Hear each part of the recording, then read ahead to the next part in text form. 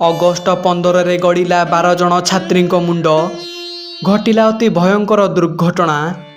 ଏମିତି ଭୟଙ୍କର ଘଟଣା ଘଟିଛି ପ୍ରଭାତପୁର ଗାଁ ସ୍କୁଲରେ। ଘଟଣାଟିକୁ ଆରମ୍ଭ କରିବା ପୂର୍ବରୁ ଯଦି ଆପଣମାନେ ଜଗତର ନାଥ ମହାପ୍ରଭୁ ଶ୍ରୀ ଜଗନ୍ନାଥଙ୍କୁ ମନରେ ଭକ୍ତି କରନ୍ତି ତାହେଲେ କମେଣ୍ଟ ବକ୍ସରେ ଜୟ ଜଗନ୍ନାଥ ଲେଖିଦିଅନ୍ତୁ। ଖୋର୍ଦ୍ଧା ଜିଲ୍ଲା ଅନ୍ତର୍ଗତ ପ୍ରଭାତପୁର ଗାଁରେ ରାମଚନ୍ଦ୍ର ବାବୁ ରହୁଥିଲେ। ପରିବାର କହିଲେ ରାମଚନ୍ଦ୍ର ଜେନା, ସ୍ତ୍ରୀ ପୂଜା ଜେନା ଆଉ ତାଙ୍କର ଗୋଟେ 10 ବର୍ଷର ଝିଅ ସୁଚିତ୍ରା। ଝିଅ ସୁଚିତ୍ରା ଗାଁ ସ୍କୁଲରେ 5ମ ଶ୍ରେଣୀରେ ପାଠ ପଢ଼ୁଛି। ଅଗଷ୍ଟ 15 ପାଇଁ ସ୍କୁଲର ଦିଦି ସାର୍ ମାନେ ସବୁ ପିଲାମାନଙ୍କୁ କହିଥିଲେ, ପିଲାମାନେ କାଲି ଅଗଷ୍ଟ 15 ଭାଷଣ ପ୍ରତିଯୋଗିତା ହେବ, ଆଉ ଏଥିରେ ସମସ୍ତେ ଭାଗ ନେବ, ଆଉ ଯିଏ ଫାଷ୍ଟ ହେବ ତାକୁ ଭଲ ପ୍ରାଇଜ୍ ମିଳିବ। ଏକଥା ଶୁଣି ଝିଅ ପାଏଲ ସ୍କୁଲରୁ ଛୁଟି ହେଇ ଘରକୁ ଆସିଲା।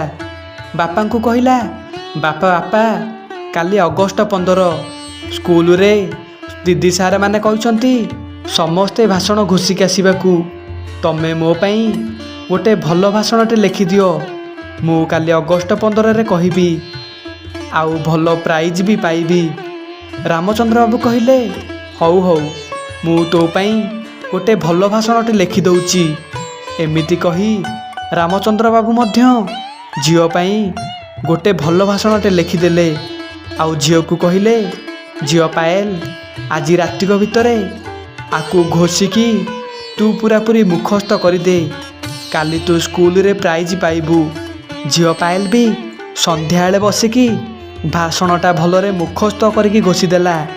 ତା ପରଦିନ ଅଗଷ୍ଟ 15 ଦିନ ଝିଅ ପାଏଲ ତାର ଉଠିବାକୁ ଟିକେ ଲେଟ୍ ହେଇଗଲା।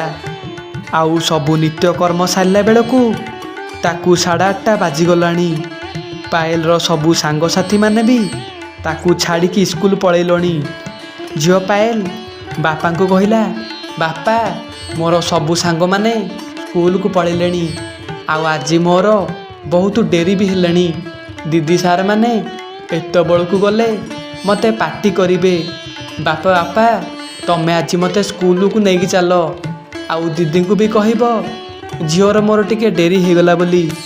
ତାପରେ ରାମଚନ୍ଦ୍ର ବାବୁ କହିଲେ, ହଁ ସବୁ କାମ ପଛରେ ଥାଉ, ଚାଲେ ମୁଁ ତତେ ସ୍କୁଲକୁ ନେଇକି ଯିବି। ଏମିତି କହି ରାମଚନ୍ଦ୍ର ବାବୁ ତାଙ୍କ ସ୍ପ୍ଲେଣ୍ଡର ଗାଡ଼ି ବାହାର କରି ଝିଅକୁ ବସେଇ ସ୍କୁଲକୁ ନେଇକି ଗଲେ। ଆଉ ବାଟରେ ଯାଉ ଯାଉ ଝିଅକୁ ପଚାରିଲେ, ଝିଅ ତୋର ଭାଷଣଟା ଭଲରେ ଘୋଷି ଦେଇଛୁ ତ? ଝିଅ ପାଏଲ କହିଲା, ହଁ ବାପା ମୁଁ ଘୋଷି ଦେଇଛି ଯେ ମୋର କାହିଁ ଟିକେ ମନେ ପଡ଼ୁନି, ତମେ ମୋତେ ଆଉ ଟିକେ ଭଲରେ କହିଦିଅ। ରାମବାବୁ ଝିଅକୁ ଅଗଷ୍ଟ 15 ବିଷୟରେ ଭଲରେ ବୁଝେଇକା ବାଟରେ ଯାଉଥିଲେ। ହଠାତ୍ କିନା ବାପ ଝିଅଙ୍କ ସାଙ୍ଗରେ ଘଟିଲା ବହୁତ ବଡ଼ ଦୁର୍ଘଟଣାଟିଏ, ଯାହାକୁ ଦେଖି ସମସ୍ତଙ୍କ ଭିତରେ କୋକୁଆ ଭୟ ଖେଳି ଯାଇଥିଲା। ରାମଚନ୍ଦ୍ର ବାବୁ ଯେତେବେଳେ ଝିଅକୁ ଭାଷଣ ବୁଝାଉଥିଲେ ସିଏ ଅନ୍ୟମନସ୍କ ହେଇକି କେତେବେଳେ ରାସ୍ତା ମଝିକି ପଳେଇଲଣି। ଆଉ ତାଙ୍କର ବି ଖେୟାଲ ନାହିଁ ପଛରୁ ଗୋଟେ ବଡ଼ ବ୍ରୋଲର ଆସି ତାଙ୍କ ଗାଡ଼ିକୁ ଜୋରରେ ପିଟି ଦେଲା। ଆଉ ରାମଚନ୍ଦ୍ର ବାବୁ ପାଏଲ ଛିଟିକିକି ଯାଇ ରାସ୍ତା ମଝିରେ ପଡ଼ିଲେ। ଠିକ୍ ସେତିକି ବେଳେ ଝିଅ ପାଏଲର ପଛ ମୁଣ୍ଡ ଜୋରରେ ପିଚୁରେ ମାଡ଼ ହେଇଗଲା, ଆଉ ଝିଅର ବି ଚେତା ଚାଲିଗଲା।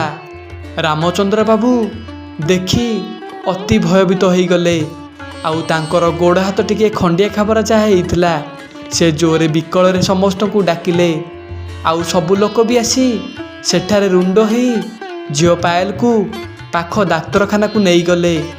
ଆଉ ରାମବାବୁ ପଛରେ ଦୌଡ଼ିକି ଯାଇ ଡାକ୍ତରଖାନାରେ ପହଞ୍ଚିଲେ। ଆଉ ଡାକ୍ତରଙ୍କୁ ଝିଅର କଥା ପଚାରିଲା ବେଳକୁ ଡାକ୍ତରବାବୁ କହିଲେ, ତୁମର ଝିଅର ବହୁତ ବ୍ଲଡ଼ ପଳାଇଛି, ଆର ତୁରନ୍ତ ସାଙ୍ଗେ ଆକୁ ଅପରେସନ୍ କରିବାକୁ ପଡ଼ିବ। ଆଉ ଅପରେସନ୍ ପାଇଁ ଷ୍ଟେଡ୍ ଉପରେ 5ରୁ 6 ଲକ୍ଷ ଟଙ୍କା ଦରକାର। ଆପଣ ଯଥାଶୀଘ୍ର ଘଣ୍ଟାଏ ଭିତରେ ପଇସାର ବନ୍ଦୋବସ୍ତ କରନ୍ତୁ, ତାପରେ ଆମେ ଝିଅର ଅପରେସନ୍ କରିଦେବୁ। ଆଉ ଅପରେସନ୍ ଯଦି ନ ହୁଏ ଝିଅ ବଞ୍ଚିବ କି ମରିବ ଆର କିଛି ଗ୍ୟାରେଣ୍ଟି ନାହିଁ। ରାମଚନ୍ଦ୍ର ବାବୁ ଡାକ୍ତରଙ୍କଠୁ ଏମିତି କଥା ଶୁଣି ତାଙ୍କ ପାଦ ତଳୁ ମାଟି ଖସି ପଡ଼ିଲା।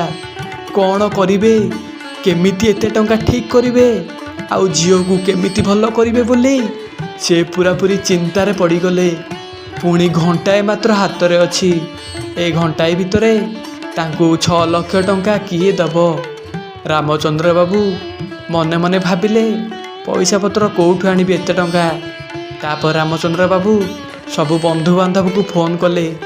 ସବୁ ବନ୍ଧୁବାନ୍ଧବ ବି ମନା କରିଦେଲେ। ରାମଚନ୍ଦ୍ର ବାବୁ ତାଙ୍କର ସାଙ୍ଗସାଥିମାନଙ୍କୁ ବି ଫୋନ୍ କରି ପଇସା ମାଗିଲେ, କିନ୍ତୁ ଅସୁବିଧା ବେଳେ କିଏ ବା ତାଙ୍କୁ ସାହାଯ୍ୟ କରିବ?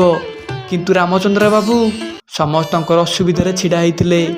ରାମଚନ୍ଦ୍ର ବାବୁ ମନେ ମନେ ଭାବିଲେ, ମୁଁ ଯଦି ସମସ୍ତଙ୍କୁ ସାହାଯ୍ୟ କରିଛି, ଆଜି ମୋ ଅସୁବିଧା ବେଳେ କିଏ କ'ଣ ପାଇଁ ମୋ ପାଖରେ ଛିଡ଼ା ହେଉନି? ରାମଚନ୍ଦ୍ର ବାବୁ ପୁରା ଧୈର୍ଯ୍ୟ ହରାଇ ପଡ଼ିଲେ। ପୁଣି ଘଣ୍ଟାଏ ମାତ୍ର ହାତରେ ସମୟ ଅଛି, କ'ଣ କରିବେ? ସେ କିଛି ବୁଦ୍ଧି ବାଟ ପାଇଲେନି। ପାଖରେ ଦେଖନ୍ତି ତ ଗୋଟେ ମହାପ୍ରଭୁ ଜଗନ୍ନାଥଙ୍କର ମନ୍ଦିର ଅଛି। ସେ ଦୌଡ଼ି ଚାଲିଗଲେ ମହାପ୍ରଭୁଙ୍କୁ ଗୁହାରି କରିବାକୁ।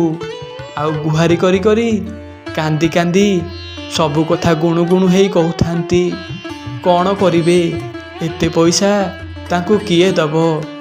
ସେ ମୁଣ୍ଡ ପିଟି ପିଟି ମହାପ୍ରଭୁଙ୍କୁ କହୁଥାନ୍ତି, ହେ ଜଗନ୍ନାଥ, ମୋ ଝିଅକୁ ତମେ ବଞ୍ଚେଇ ଦିଅ। ଏତେ ଗୁଡ଼େ ପଇସା ମୁଁ କେଉଁଠୁ ଆଣିବି? ମୋତେ ବାଟ ଦେଖାଅ ପ୍ରଭୁ, ଟିକିଏ ସାହା ହୁଏ ବାପାକୁ। ରାମଚନ୍ଦ୍ର ବାବୁଙ୍କ ସହିତ ସେଠି ଘଟିଗଲା ବହୁତ ବଡ଼ ଚମତ୍କାରଟିଏ। ଠିକ୍ ସେତିକିବେଳେ ମନ୍ଦିରରୁ ପୂଜାରୀ ଭାଇନା ଆସି ରାମ ବାବୁଙ୍କୁ କହିଲେ, ବାବାରେ ଉଠିଯା, କାହିଁକି ଏମିତି କାନ୍ଦୁଛୁ, କ'ଣ ହେଇଛି? ରାମଚନ୍ଦ୍ର ବାବୁ ପୂଜାରୀ ନନାଙ୍କୁ ସବୁ କଥା ଝିଅ ବିଷୟରେ କହିଲେ। ଝିଅର ମୋର ଆକ୍ସିଡେଣ୍ଟ ହେଇଯାଇଛି, ଆଉ 5ରୁ 6 ଲକ୍ଷ ଟଙ୍କା ମୋର ଦରକାର ଏମର୍ଜେନ୍ସିରେ। ରାମଚନ୍ଦ୍ର ବାବୁଙ୍କ କଥା ଶୁଣି ମନ୍ଦିର ପୂଜାରୀ କହିଲା, ଏଇ କଥା, ତୁ ଜଗା ଦୁଆରକୁ ଆସିଛୁ ମାନେ କେବେ ସେ ତୋତେ ନିରାଶ କରି ପଠେଇବନି। ସେ କହିଲେ, ମହାପ୍ରଭୁଙ୍କର ଏଇ ମନ୍ଦିର ହୁଣ୍ଡିରେ 4 ଲକ୍ଷରୁ 5 ଲକ୍ଷ ଅଛି। ମୁଁ ତୋତେ ଏ ପଇସାକୁ ଦେଇ ଦେଉଛି, ତୁ ନେଇଯା, ଝିଅକୁ ଭଲ କରିଦେବୁ। ତାପରେ ତୋର ସୁବିଧା ହେଲେ ମୋତେ ଆଣି ଏ ପଇସା ଦେବ, ମୁଁ ଏ ହୁଣ୍ଡିରେ ରଖିଦେବି। ରାମଚନ୍ଦ୍ର ବାବୁ ଶୁଣି ଆଖିରୁ ତାଙ୍କର ଛଳ ଛଳ ହେଇ ଲୁହ ବୋହିଗଲା। ଆଉ ପୂଜାରୀ ନନାଙ୍କର ଗୋଡ଼ ଧରି ପକାଇଲେ। କହିଲେ, ନନା, ତୁମେ ସତରେ ଜଗନ୍ନାଥ। ତୁମେ ଆଜି ମୋ ଝିଅର ଜୀବନ ବଞ୍ଚେଇ ଦେଇଛ ପ୍ରଭୁ। ହେ ପ୍ରଭୁ ଜଗନ୍ନାଥ, ତୁମେ ଧନ୍ୟରେ ପ୍ରଭୁ, ଧନ୍ୟ ତୁମର ଲୀଳା। ତାପରେ 5 ଲକ୍ଷ ଟଙ୍କା ନେଇ ସାଙ୍ଗେ ସାଙ୍ଗେ ରାମଚନ୍ଦ୍ର ବାବୁ ମେଡ଼ିକାଲକୁ ଚାଲିଗଲେ। ଆଉ ମେଡ଼ିକାଲ କ୍ୟାସ୍ କାଉଣ୍ଟରରେ 6 ଲକ୍ଷ ଟଙ୍କା ଡିପୋଜିଟ୍ କରି ସାଙ୍ଗେ ସାଙ୍ଗେ ଝିଅର ଅପରେସନ୍ ଆରମ୍ଭ ହୋଇଗଲା। ଆଉ 4ରୁ 5 ଘଣ୍ଟା ପରେ ଝିଅର ଅପରେସନ୍ ସରିଲା। ଆଉ 15 ଦିନ ଭିତରେ ଝିଅ ମଧ୍ୟ ପୁରାପୁରି ସୁସ୍ଥ ହୋଇଗଲା। ରାମଚନ୍ଦ୍ର ବାବୁ 2ରୁ 3 ମାସ ପରେ ସବୁ ପଇସାକୁ ଠିକ୍ ଠାକ୍ କରି ଯାଇକି ସେ ପୂଜାରୀ ନନାଙ୍କୁ 6 ଲକ୍ଷ ଟଙ୍କା ଫେରେଇଲେ। ପୂଜାରୀ ନନା ଦେଖି ଭାରି ଖୁସି ହେଇଗଲେ। କହିଲେ, ଯାହା ହଉ, ରାମ ଭରି ସଚ୍ଚୋଟ ଲୋକ ଏ ଦୁନିଆରେ କେହି ନାହାନ୍ତି। ଯାହା ହଉ, ସିଏ ଆସି ମୋତେ ପଇସା ଫେରେଇଲା। ତୋ ପରି ଲୋକ ଆଉ ଏ ଦୁନିଆରେ କେହି ନାହାନ୍ତି।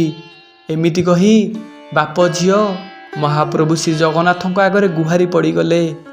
ଆଉ ମହାପ୍ରଭୁଙ୍କୁ କହିଲେ, ଧନ୍ୟ ତୁମେ ଜଗନ୍ନାଥ, ଧନ୍ୟ ତୁମର ମହିମା। ଆଜି ତୁମେ ନଥିଲେ ମୋ ଝିଅର ଆଜି କ'ଣ ଯେ ହେଇଥାନ୍ତା? ଏମିତି କହି ରାମଚନ୍ଦ୍ର ବାବୁ ଝିଅକୁ ନେଇ ସେଠାରୁ ଆସିଲେ। ରାମଚନ୍ଦ୍ର ବାବୁଙ୍କ ଜୀବନରେ ଘଟି ଯାଇଥିବା ସତ୍ୟ ଘଟଣାଟିଏ ଭଲ ଲାଗିଥିଲେ କମେଣ୍ଟ ବକ୍ସରେ ଜୟ ଜଗନ୍ନାଥ ଲେଖିଦିଅନ୍ତୁ।